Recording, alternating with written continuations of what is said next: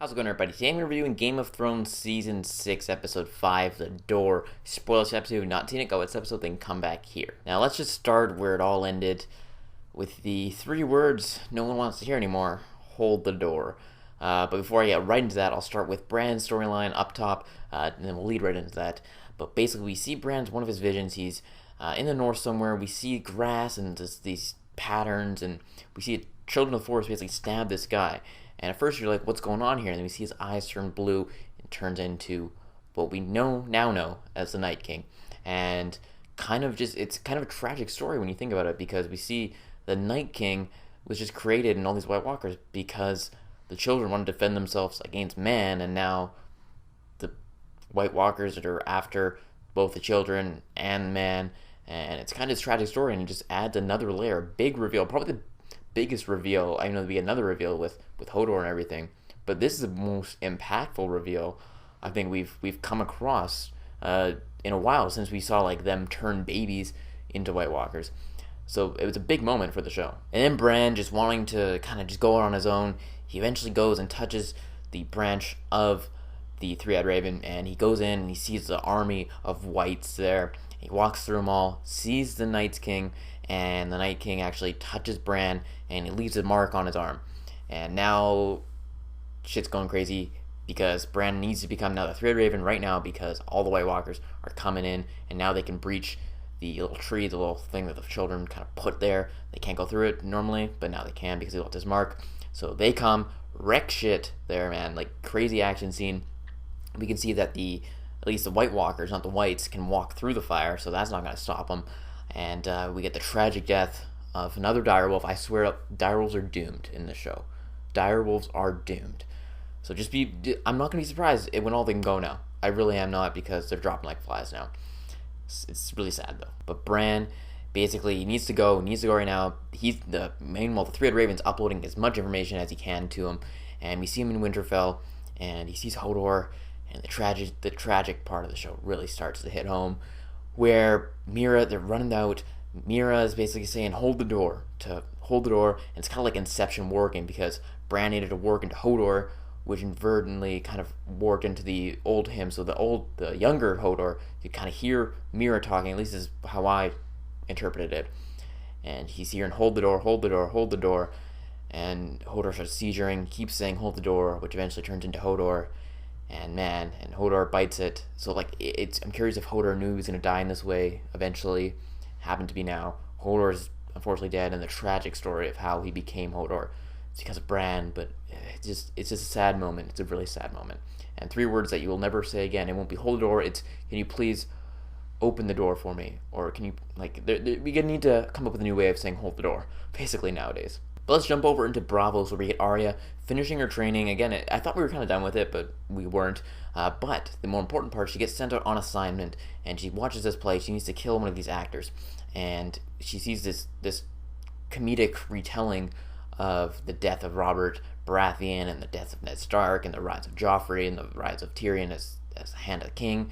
And she's got to kind of, I think he did this on purpose. I think Jaqen assigned her this on purpose, so she can kind of assess, like, is she truly no one, or is she still Arya Stark? Because if she goes and kills like the people making fun of this, or just sticks with her assignment, it's gonna be curious to see. I believe she's you saw it on her face. She is still Arya Stark in there, but does she follow the orders? Because as I think Jaqen said, like, a slave or whatever of the, or I can't remember, a servant of the many-faced god does not ask questions. So we're gonna have to wait and see next episode. Then up north, we get Sansa and Peter Baelish having this conversation, where Sansa ain't falling for any of Peter Baelish's bullshit anymore. She's a strong woman now, and she's like, you sent me from one of these monsters to another one of these monsters. Like, why'd you do this? Like, you're a terrible person. I don't trust you at all. But she got some information that the Blackfish has taken over. Cat Stark's brother has taken back the River Run, and she kind of brings it up to Jon later, but doesn't tell Jon exactly what has happened. She didn't tell him about the meeting. She's like, oh, I heard at a Raven got sent to Winterfell with Ramsay. That's how I found out about it. So she's kind of playing the game a little bit now here too. So I'm curious, does Sansa truly trust Jon, or is there just her being wants to be the powerful leader now. It's going to be interesting to see that dynamic going forward. But Jon and crew are trying to rally up the north, get as many people as they can. A lot of them are loyal, they said, to the north, as Sansa was saying, but Davos is skeptical because he knows men, basically, and men are men, and a lot of people don't trust the Starks anymore. So it's going to be interesting to see. Meanwhile, Sansa sent Brienne to Riverrun, which we might get in some book territory stuff, potentially there, because they've kind of gone on a detour for you book readers out there. But we might be heading back to some of that stuff, who knows, which is interesting. We get to see, again, the looks between Brienne and Tormund, which are hilarious. Just some of that humor that really works in the show. And I'm looking forward to seeing kind of how they can rally these troops and get a lot of the North united. And we can maybe get into some more book territory stuff with, potentially with Davos. So we'll see what happens with him. Then on the Iron Islands, we have our King's Moot, where Theon is finally, he's actually sticks up for his sister. He's kind of skeptical, like, is he going to try to take it for his own? And no, he's like, no, Yara is the one that should rule the Iron Islands. She should be the queen here.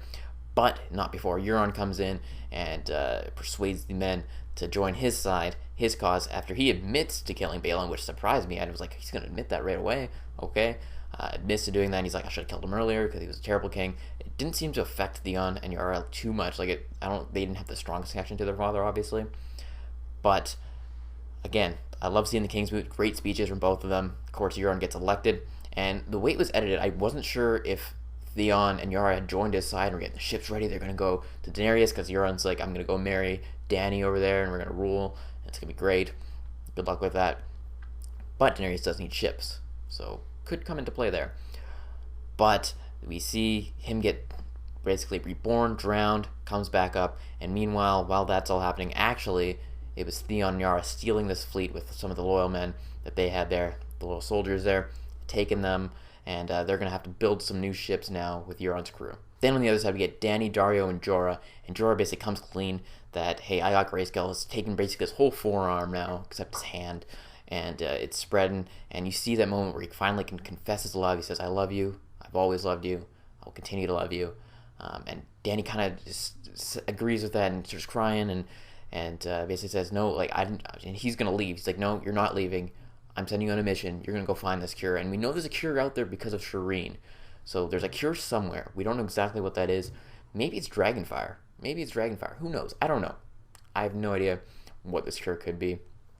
But it's out there. It gives me a little bit of hope for Jorah, actually, this one day, because I just wrote him off as he's going to die.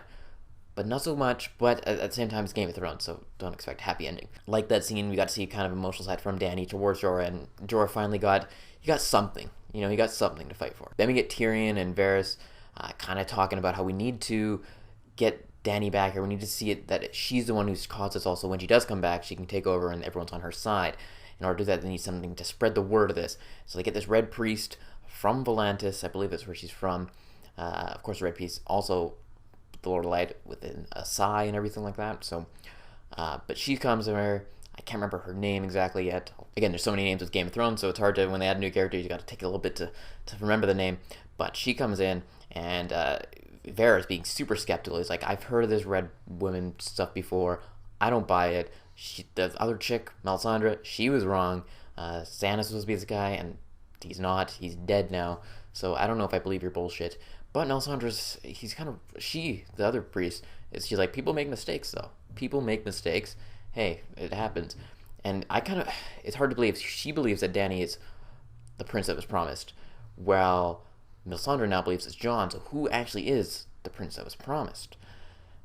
It remains to be seen. I tend to side with Jon just because he was literally reborn, but Melisandre's track record, so it plays both sides. And then we also get to see how does she know about Varys and this kind of intimate moment where he became a eunuch. How does she know all these details? So there's something going on there, and he kind of buys into that. Meanwhile, Tyrion's just like, hey, let's just go with it, man. Just stop badgering her. But she keeps her calm and cool, and it kind of establishes her as a strong presence right out of the gate. So that's it for this episode. I kind of went through it as quick as I could this time, and lots of information happened here. We didn't see King's Landing, which I'm fine with. We're going to see it again next episode.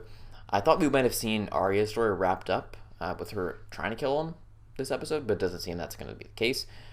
Bran's storyline, it was the brilliant one, and the sad moment again, hold the door, hashtag hold the door, tweet it out, because man, what a sad moment, tragic moment, one of the saddest moments I believe so far this season, for me at least. Anyways, let me know your thoughts on this week's episode in the comment section below. Again, be sure to like this video and subscribe to the channel for more videos each and every week. Unfortunately, I will not be doing any more reviews for the next 2 to 3 weeks. I will be going on vacation, so I'll try to get some recaps. I will be back for the finale, last 2 episodes at the very least, so I will start doing them again then.